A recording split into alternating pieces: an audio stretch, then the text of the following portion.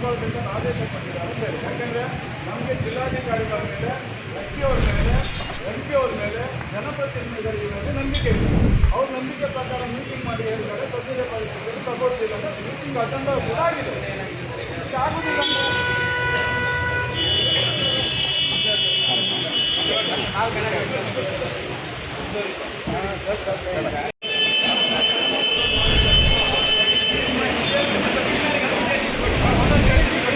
ಗಮನಕ್ಕೆ ತಂದಿದ್ದೇವೆ. ಜಿಲ್ಲಾಧಿಕಾರಿಗಳ ಜಿಲ್ಲಾಧ್ಯಕ್ಷ